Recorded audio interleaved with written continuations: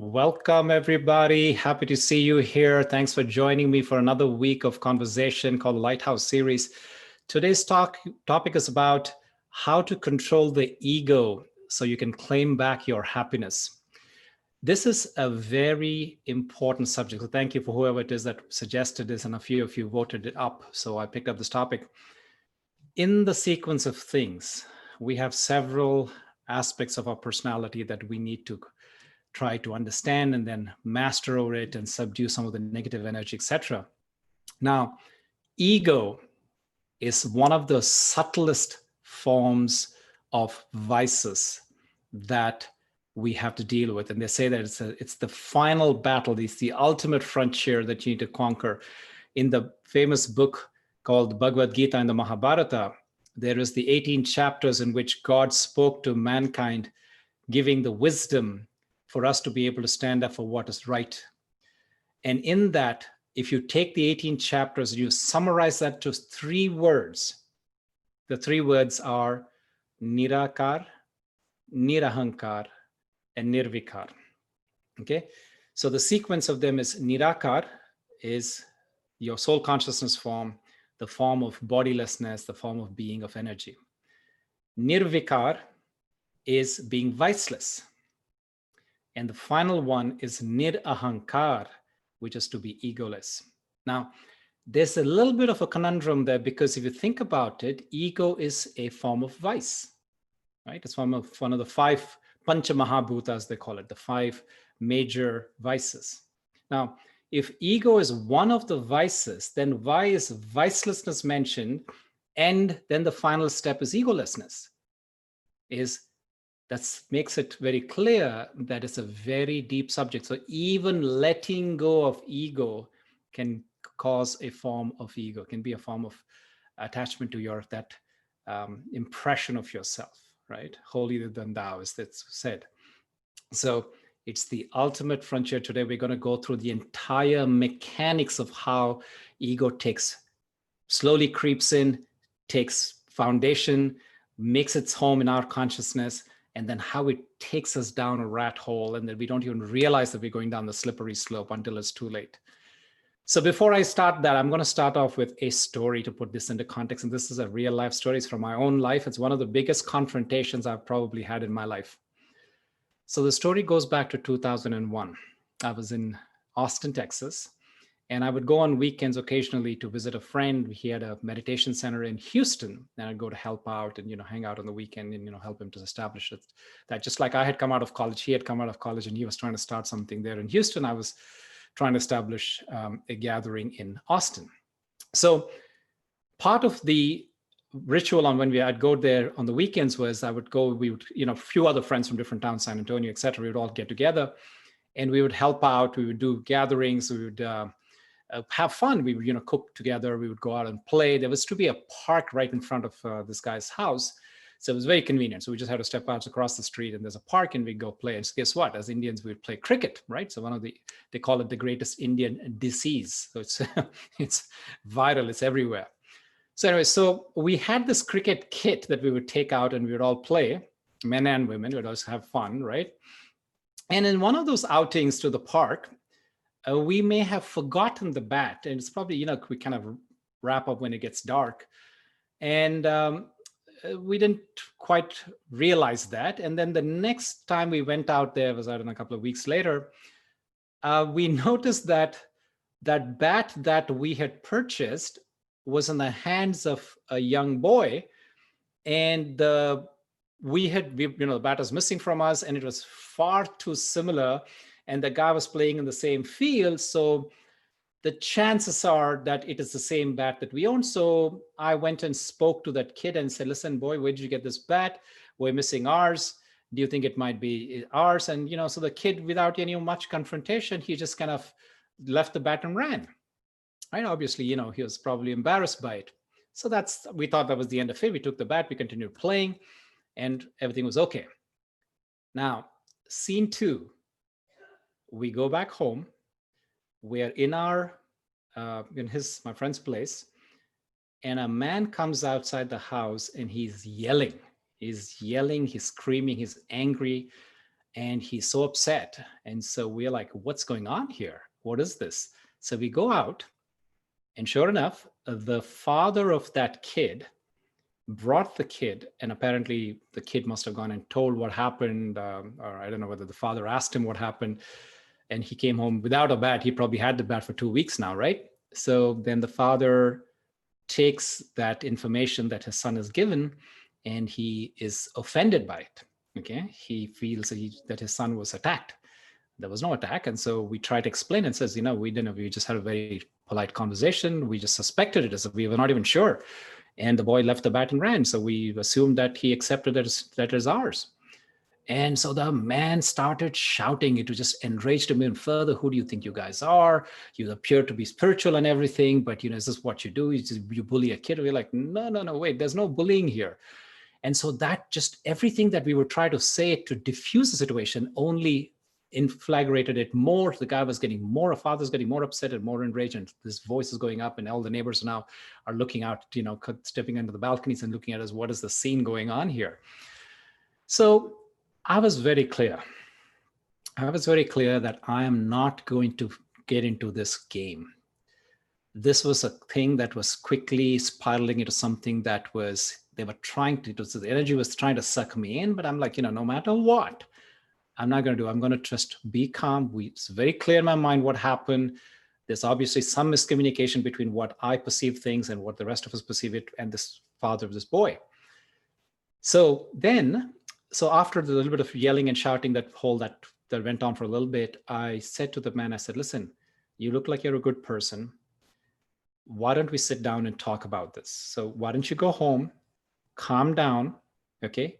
Come back, and I want to offer you a cup of tea. And so I just kind of took the reins, so to speak. I mean, it's not my house, but my friend was close enough where I could, offer that. And the man said, fine. And I didn't know whether it's going to happen or not. And half an hour later, or somewhat, or sometime later, he not only came back, but he brought his entire family. So this was his wife and his other kids. He had other daughters as well. So now we had, I think, 3 or 4 kids in the house, in the living room, and his wife and the couple, the husband and wife, and we started having conversation. So now I'd obviously promised him a cup of tea. So I took my friend into the kitchen, and we were trying to fix something, so something for the tea for the parents, but obviously something to drink for the kids. And then, we'd want to have something to eat, right? So we were trying to put together whatever we had. It was unplanned. So cookies, pieces of fruit, what have you. So as I was preparing, so my friend was making the plates for everybody. And I noticed that, he was putting a little bit, and I said very softly, very intentionally, that I didn't want the voice to carry into the living room. I whispered, and I said, these are kids, give them more. Okay.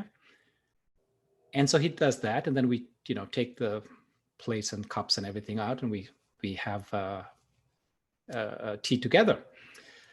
And then the conversation, so we find out who they are. If, they ask me who I am, or I'm a visitor into town, and, we just come on the weekends every so often.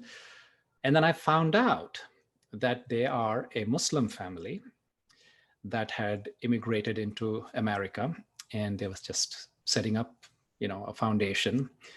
And this boy did not obviously take permission for his father to have done what he did. But what had happened is that the father, basically something had really triggered a fear that was already resident in that person. And that's true at that time. If you think about 2001, when 9/11 just had happened, and minorities were being attacked across this country.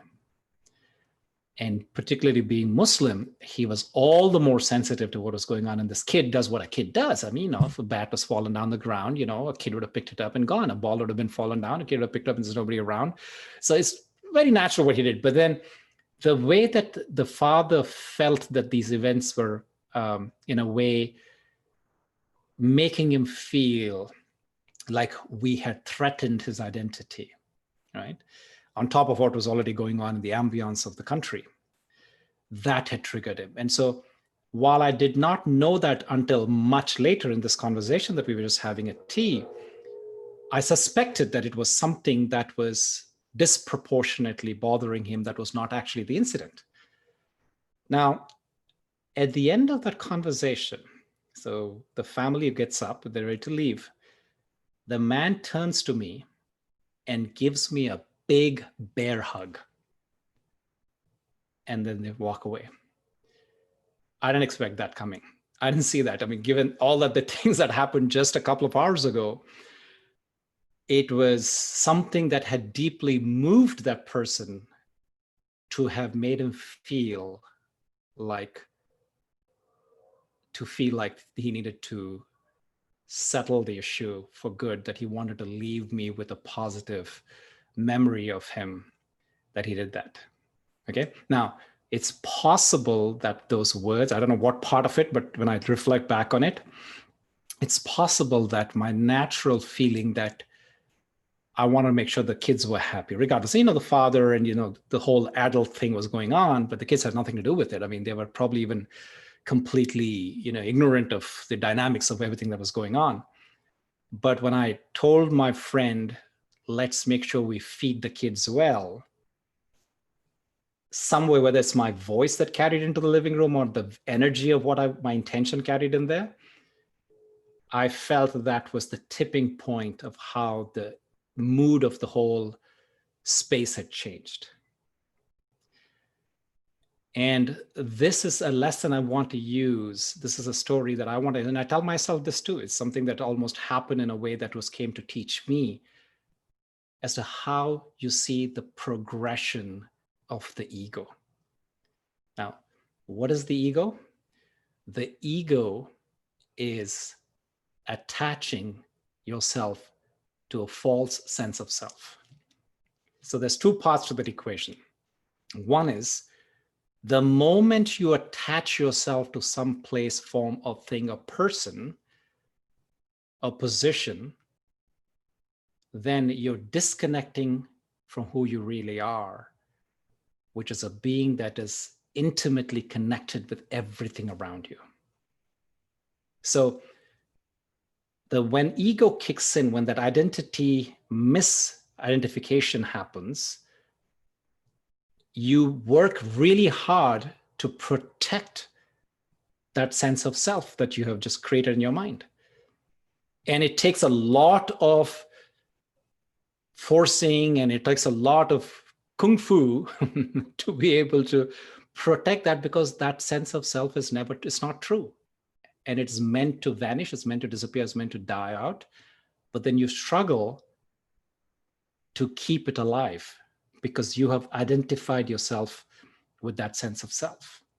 And you are now afraid of what might happen when that sense of self that you've given life to and you breathed energy and you gave it strength is going to disappear.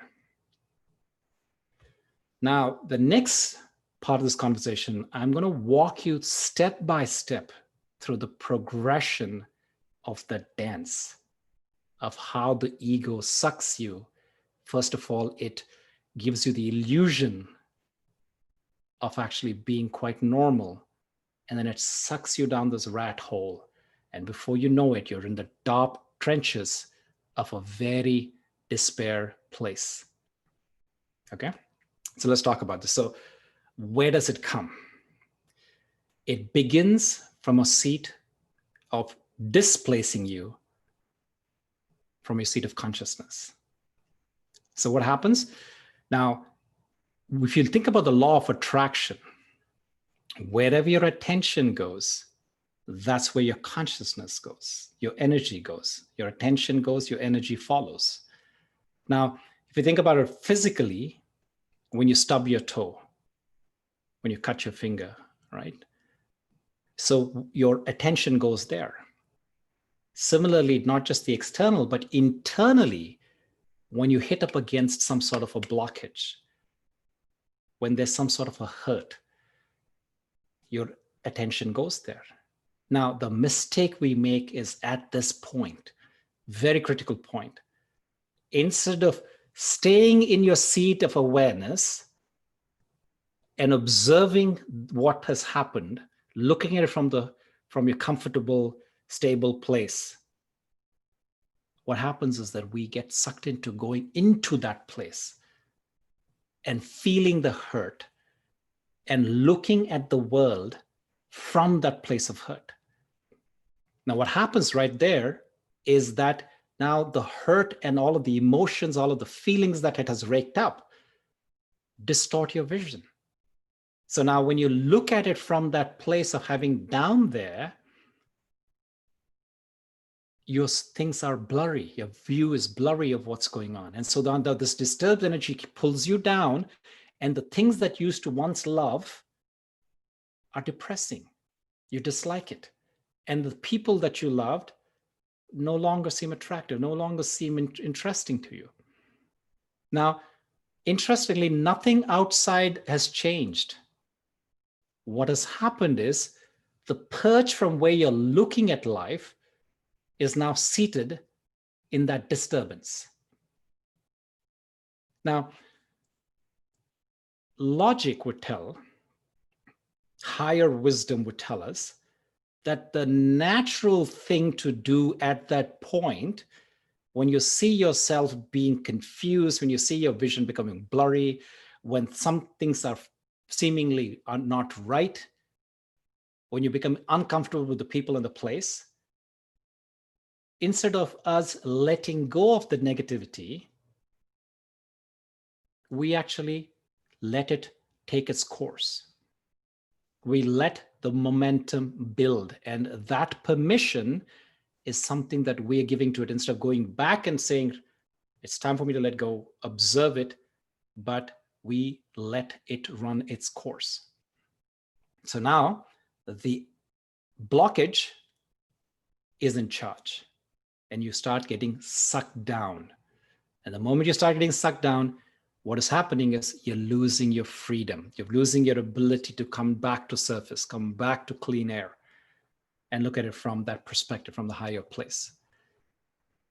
Now, once you start going to that place of disturbed energy, that state is beginning to have a grip on your consciousness. It's slowly beginning to take control.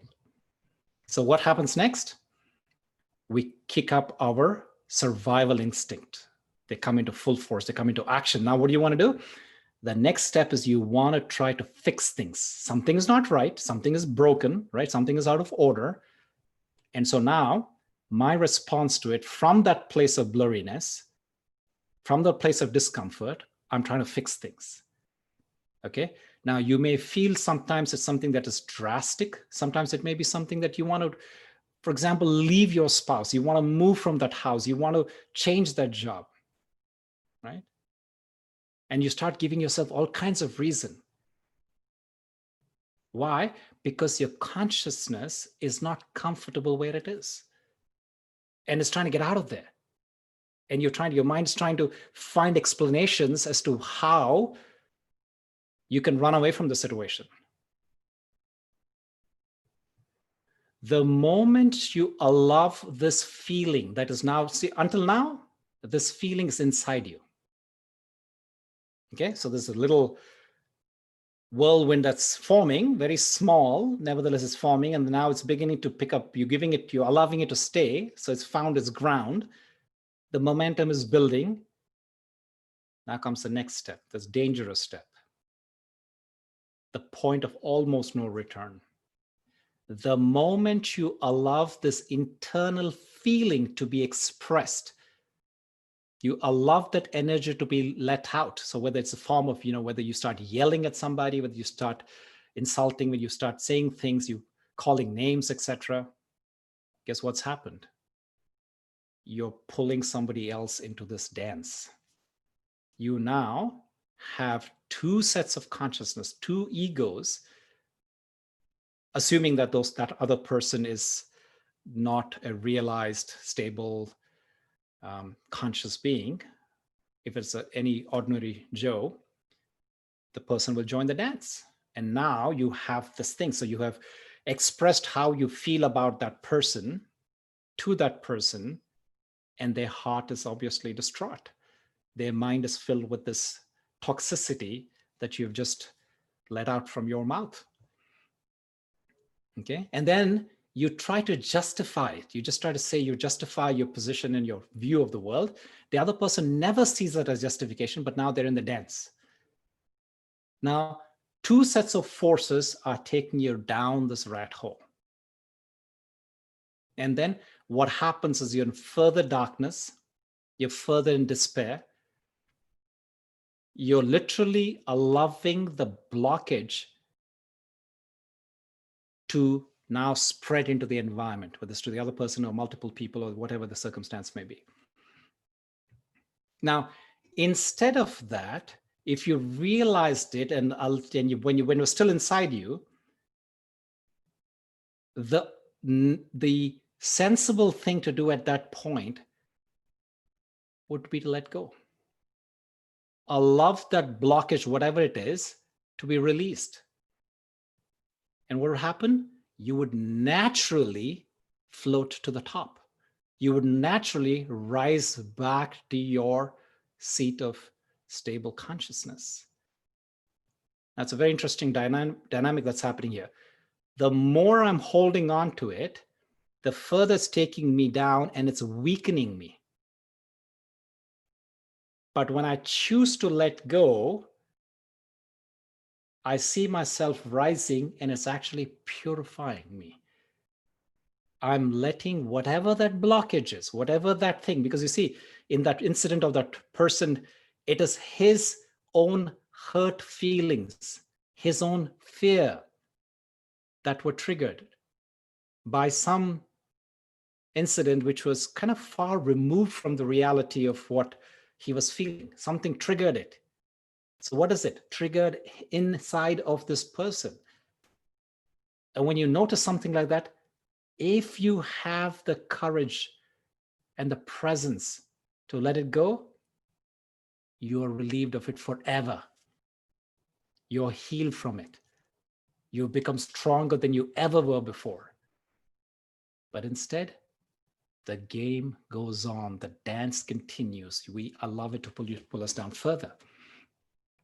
And it becomes now something that's boiled way out of control. If you fall, it's your duty to stand up and let go. Use the lesson to strengthen your resolve. Tell yourself, let's go do the right thing. Do not try to rationalize. Do not try to find somebody to blame. Do not try to figure this out. Do not try to do anything, try to further complicate that issue. Your job is to immediately let it go and let your energy center itself in your higher center of consciousness. It will do that if you let it. If you're feeling the shame, let it go. If you're feeling the fear, still let it go, because the fear and the shame are remnants of the blocked energy that is waiting to be purified. So that's the lesson there that's coming to teach you. And sometimes we're oblivious to that opportunity for us to be forever relieved from those negative blockages. Always let go as soon as you become aware of it. As soon as you're aware that you didn't let go, no matter what, let it go. The bigger the issue is, the higher the reward for it. And if you don't let go, the deeper it'll take you down the rat hole, the deeper into the state of despair that it'll end you up in. It's very clear, it's black and white. Either you let go or you don't. There's really nothing in between. You can't say, let me wait and see, let me try this and that. No, you let go or you're holding on to the leash. And as long as you're holding on to the leash, it knows very well how to pull you down further into the state of depression, despair, hopelessness. So let go of your blockages and disturbance and let that become the fuel for your transformation, the fuel for your journey. That which you're holding you can either become a powerful force that raises you up, or it'll take you to a very dark place that you don't feel like you want to be in. The choice is yours. Are you willing to take the ascent? So when we find ourselves in these places of darkness, sometimes the momentum is so overwhelming. I've been there for so long, and my head is so full, I don't know where to begin. Where do I see that little shimmering light, that hope, that ray? So now I'm going to give you 3 simple actions, 3 simple steps that you can take to change that momentum and to realize, to be able to come up and see things for what they are, not your distortion, not your confusion. So what are those 3 things? Number 1, acts of kindness. Take moments every day to do something where you do not necessarily reap a reward for. Something you do for the sake of just doing. Something that you do from your heart, something that you do that offers your gifts freely. And as you do this, as you contribute to, what is the muscle here? You're exercising this muscle that you want to contribute to something that gives you a sense of purpose, something that is bigger than you, something that's bigger than that calculative mind that measures things, profit and loss, etc.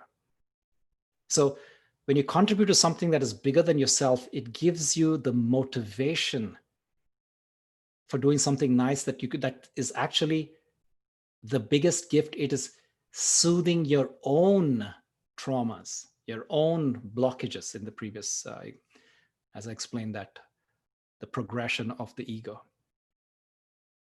So it gives you a chance to bounce off from that bottom so you can make your upward trajectory.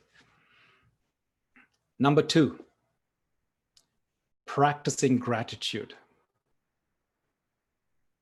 Okay, gratitude means there's goodness in and around me, and the source of the goodness is outside of myself. It helps to switch the perspective of changing. So the mind is very, very clever, especially when it's under the illusion of the ego, to look at everything that's not right and find reasons to complain and blame others and blame things and situations and circumstances. Gratitude is giving that a complete switch to that perspective and saying, I want to expand my attention to focus on what's right, what's going well, what's positive, what's the one good thing that I can be grateful for at this time. Number 3, taking responsibility. No matter what the story that you find yourself in, how complicated, how many players are involved, somehow there is a role that you played that has put you in these circumstances. How can I look at this differently and show up differently the next time?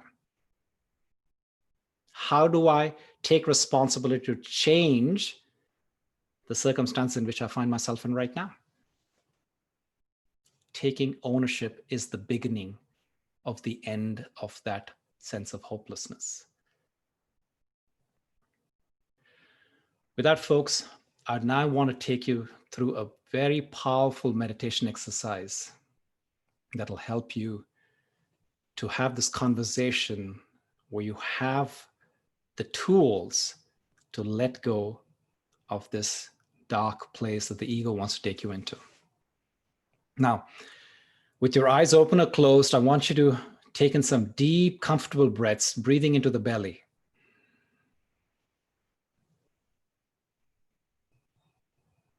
And letting go from the mouth. Take again some deep breaths, continue doing so. Not into your chest, but into your abdomen, seeing the diaphragm rise and fall as you're doing so.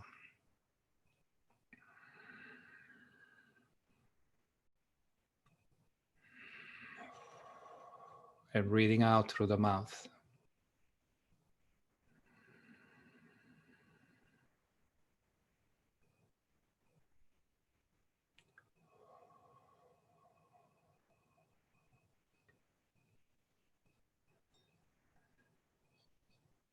I want you to gently use breath as an anchor to take your attention from the world outside and drop it towards the inside.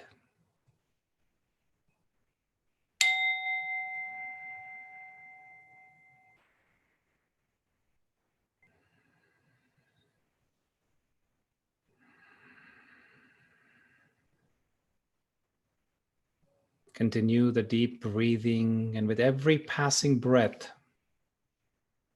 gently turn inwards, taking your consciousness under the skin,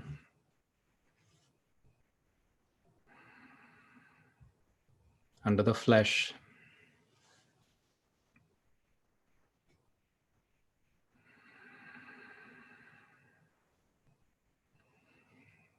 even beneath the bones, at the very core of our body. There's a life force.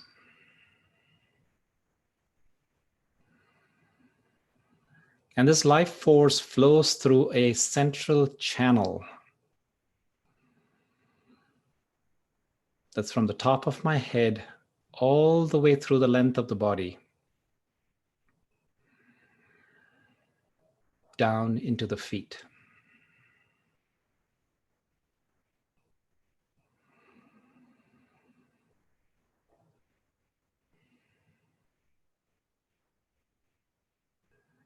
Now I want you to notice the energy at the tips of your toes.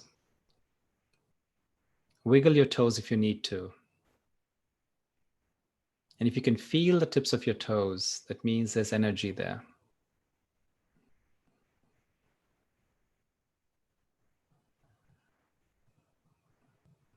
Now gradually allow that awareness to shift to the feet, the soles of the feet. Feel the soles of your feet right now.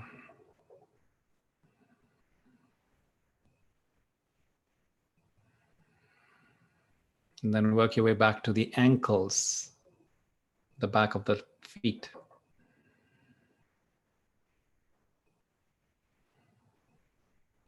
And gradually allow that to go through the legs up into the shin, through the calves. Bring your awareness to the knees, becoming aware of both your knees.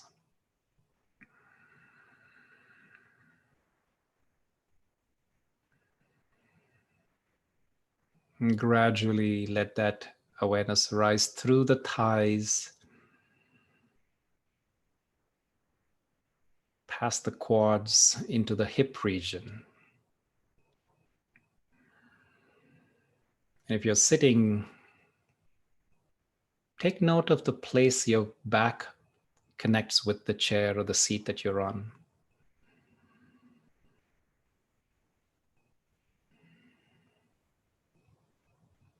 Now further, allow this energy to rise up through the abdomen, through the spine, from the bottom of the spine, gradually making it itself go up the different chakras.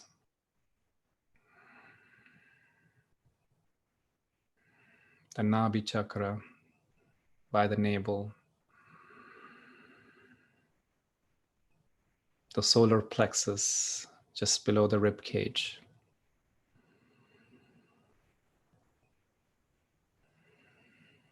to the heart chakra,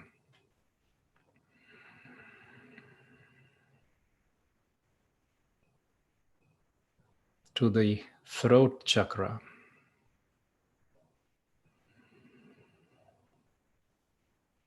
and up in through the neck,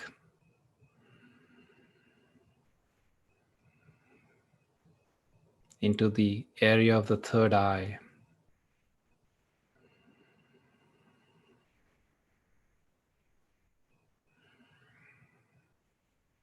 The seat of consciousness.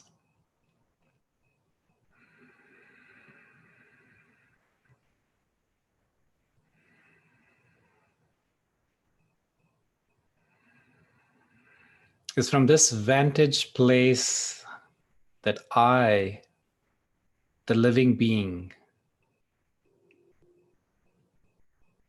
use this body as a vehicle to experience and express myself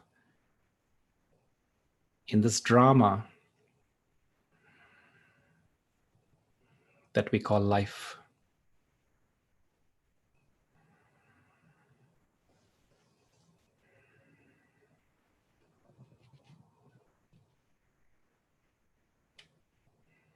Sometimes I forget that this is a drama and I'm just an actor playing my part.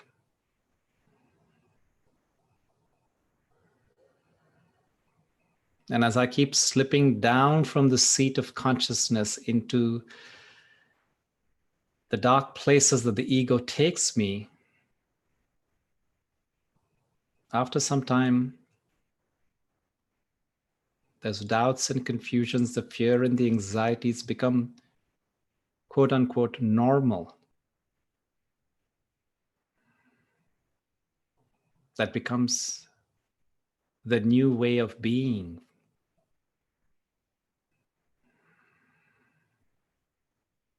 And I think it's only natural to be distraught by these emotions.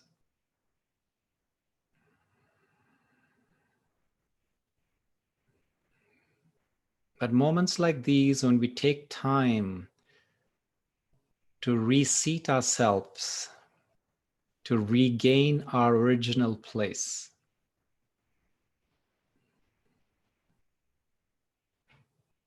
we notice that there can be a better way. There can be a sense of clarity.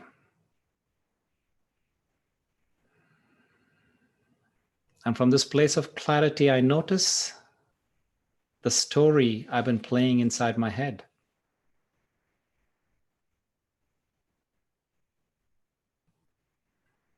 The head and heart are talking.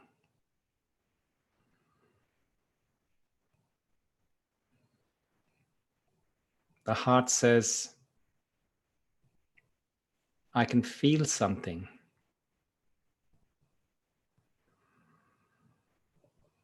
There's definitely something else here.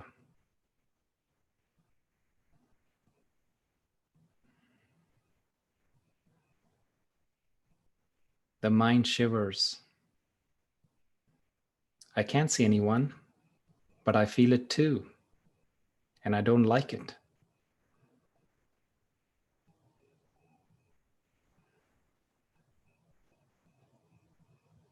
When the heart and the mind start working together, the heart is the first to sense the soul.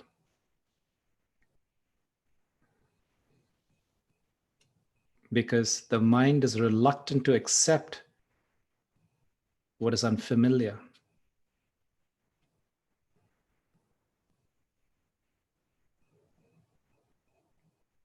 Recognizing the opportunity, the soul is pleased. They can feel me again. It has been so long.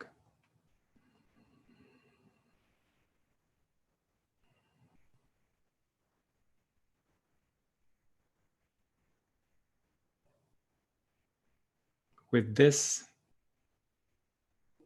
the soul emerges from the shadow of all of the life experiences that had been clouding it, subduing it.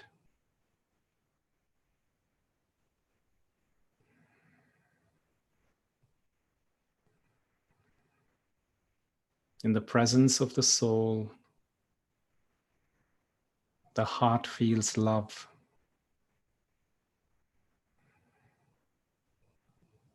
While the mind becomes blissful and serene.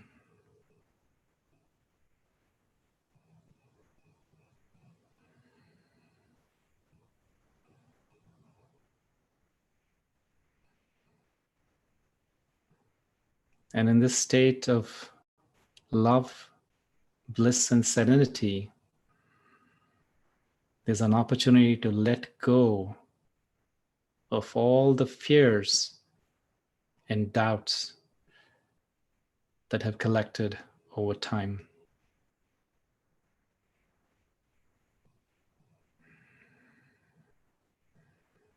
For a moment, all three, the soul, the heart, and the mind, become one. And all experience the immense power of love flowing through it like a current.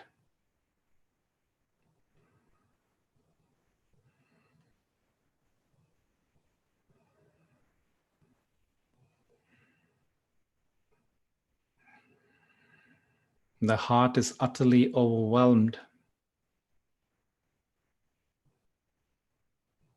The mind recovered first. Who are you? Where did you come from?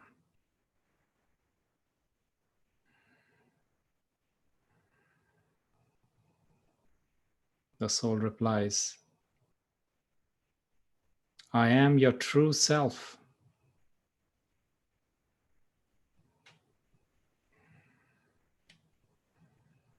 But the mind is not convinced. It is not convinced, but it could not deny this presence either.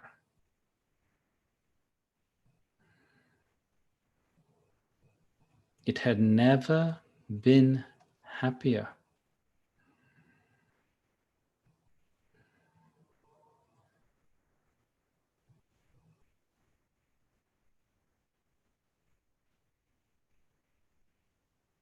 How can you be my true self?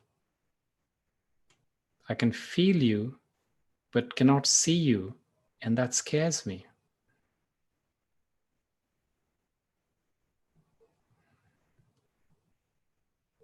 The mind cannot remember ever knowing the soul before.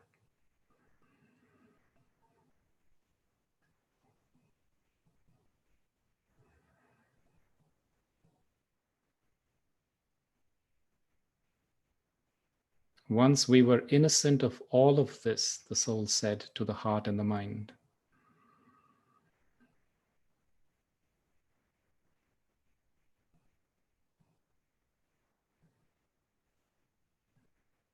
And the heart and the mind realized the soul was talking about the body. At first, we did not exist separately from one another. We were pure as a being of light, love, and peace.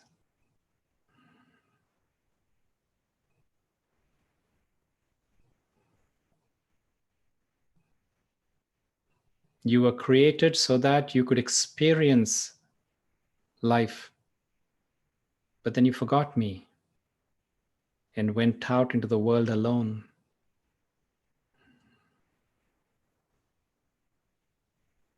The heart and the mind felt guilty on hearing this.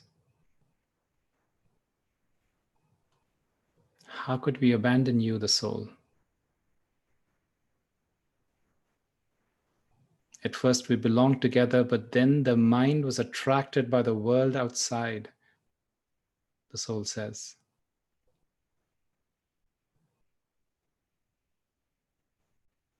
Someone gave it a name, and it started to think of himself as a body.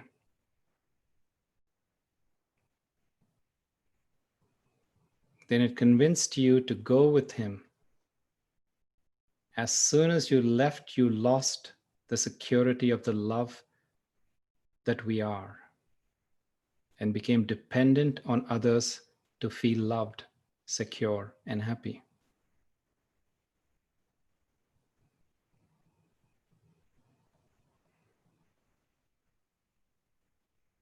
So the mind says, so is it all my fault? And the soul says, no. It's the natural process, and everyone does it. And I came with you anyway.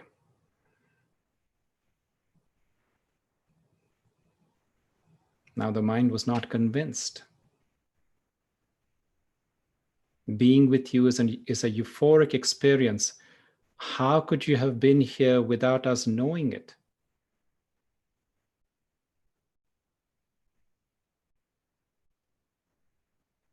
The soul says, I had changed my form. As you became body conscious, you were deluded and developed a subtle arrogance, believing that you could manage alone. You thought you could do anything and forgot about me, the soul.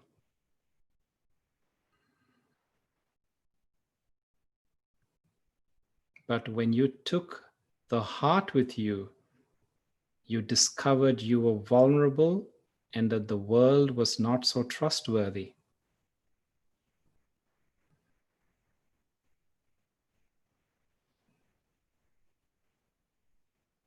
I went with you, but needed to develop another form for your protection.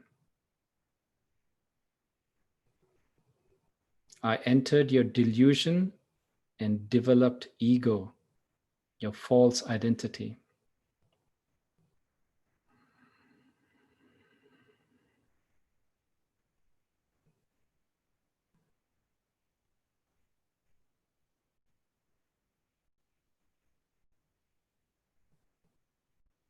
And in this way, we join the dance with everybody else who's also far removed from their seat of consciousness.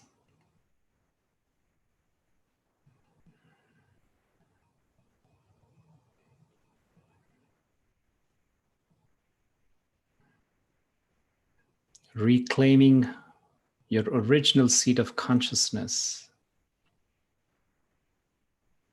is a matter of simply realizing and letting go. Letting go of the narrative that's playing inside your head.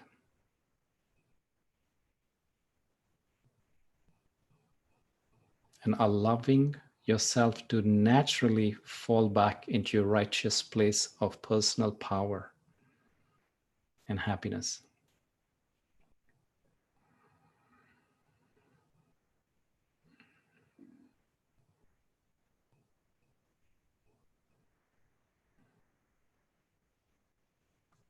Thank you.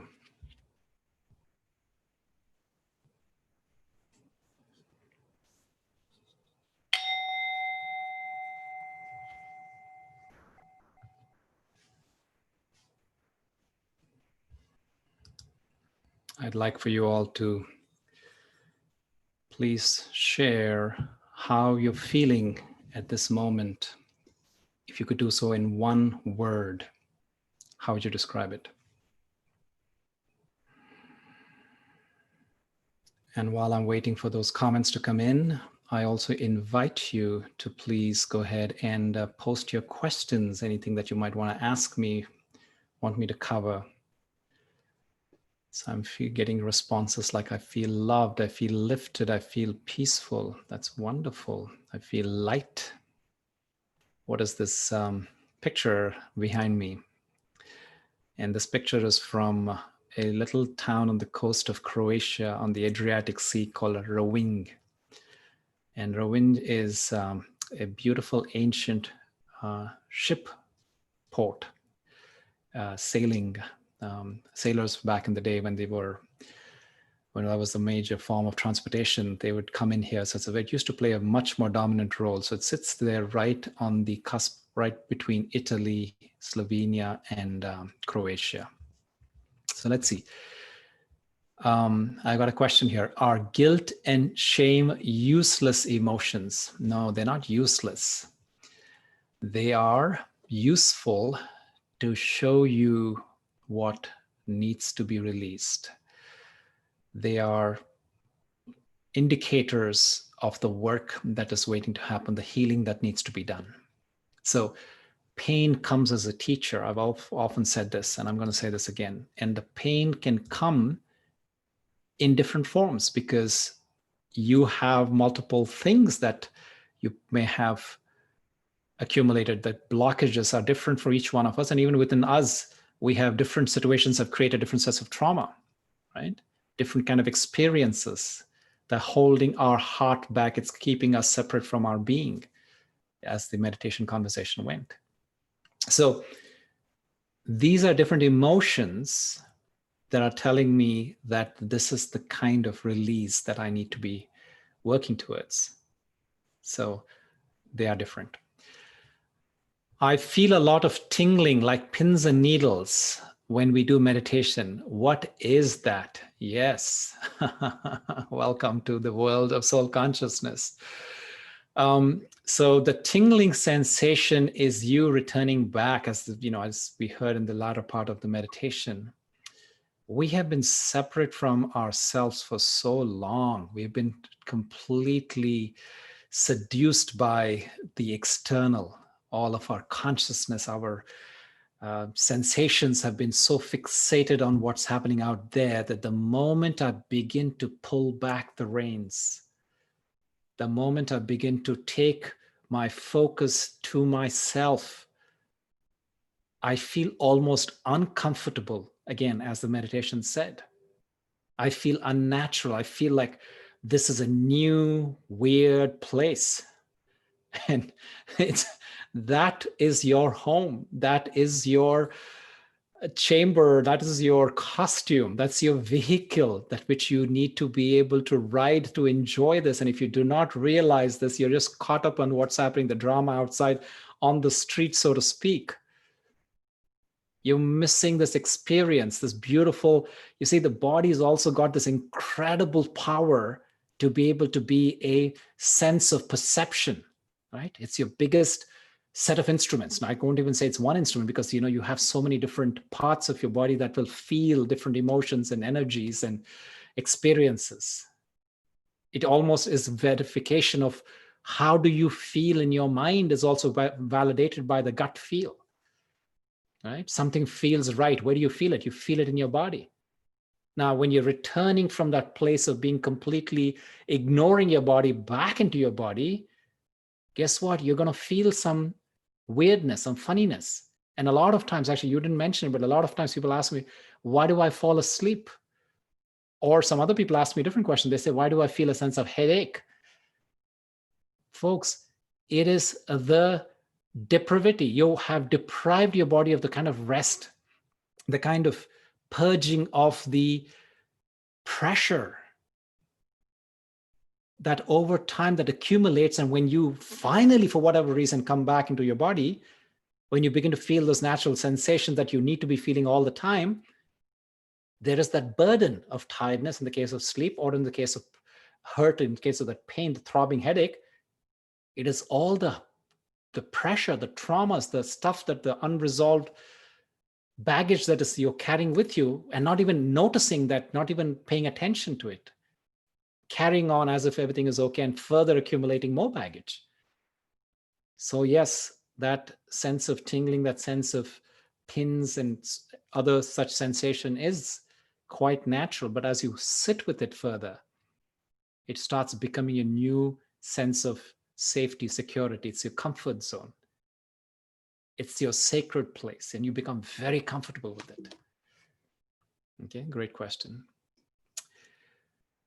So I'm sorry I came in late. I'm not sure if you talked about the ego and spiritual ego. How do we not become judgmental, remain grounded and humble If you have already covered this, then we will wait for the recordings. No, I did not cover it. I did mention at the very beginning, though, that there is the ego of having let go of ego. So I referenced the Bhagavad Gita, where the essence of the Bhagavad Gita, if I had to put it in 3 words, the 18 chapters, there is the Nirakar, which is the bodiless, the viceless, Nirvikar, and then Nirahankar, which is egoless. And it's a little bit of a conundrum, because if ego is a vice, why is it being repeated? It's because exactly for this reason, where you begin to develop a place of righteousness from your surrender, from your egolessness, from your sacrifice, from your spirituality, right? So even that is dangerous. And therefore it's said that the ultimate letting go is letting go of your attachment to your identity. And it's a thing that we are not taught in any of our education systems. And most times people stumble and have to figure this out by themselves. And that realization comes way too late, and it comes at a very big cost of the pain that you have to endure. And through the examples, through the process that I have described today, hopefully you catch yourself. And again, that based back to that other question about guilt and shame, these are things that if you're feeling something is poking you, any of these emotions of beginning to arise, that means there's work to be done. That means there's letting go to be done. That means there's awakening, recognizing that I'm holding on to a leash that is not serving me. Okay, great. So I'm going to take this one last question and we'll call it a night. Can you speak about the difference between ego and self-esteem? If you already have, I'll go back to the recordings. A lot of people who want to go back to the recording, but no, that's a great question. And you see, that is also the place that makes this a lifelong study. Self-esteem is based on values and virtues. Ego is based on vices and deception. Okay, so my values inform me of what is my core identity, my true identity that can never be taken away. Anything that is fundamental to you, peace, you're a being of love, you're a being of light, you're a being of joy, you're a being of power. These are things that no matter what the external circumstances, you cannot be deprived of these things. And when you seat yourself, when you nest yourself comfortably in this state of awareness, that's self-esteem.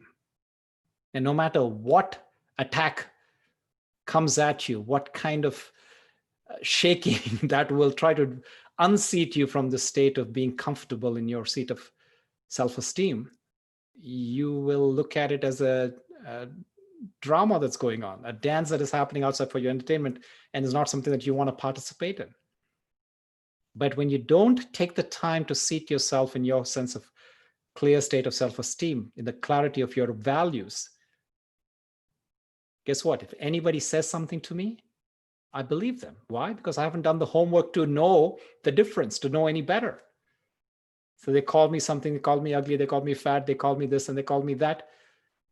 Then I begin to believe them because I haven't done the work to see myself for who I am. So you see, so this is a process, this is a continual process, not only of deepening your understanding of yourself, but also shedding that, the baggage, shedding those things that I have accepted for all these years. All that dust that I've allowed to settle involuntarily, but it's definitely there. So when I start doing homework, I begin to see that this is a constant cleansing process, deepening my understanding, but also shedding any further dust that is just settled. Just like we have in California, we have fires, and so there's constant ash. So we need to constantly keep cleaning, because otherwise what you did yesterday does not guarantee that tomorrow is going to be clean. So is it with consciousness, my friends. With that, I want to thank you all for your time, your attention. I appreciate you participating. Go ahead and send me your suggestions for future topics. I love them. As you can tell, this is something that's a collective journey for us all to grow and for us all to rise. And I want you all to be safe, be kind, and until I see you all next week, be well.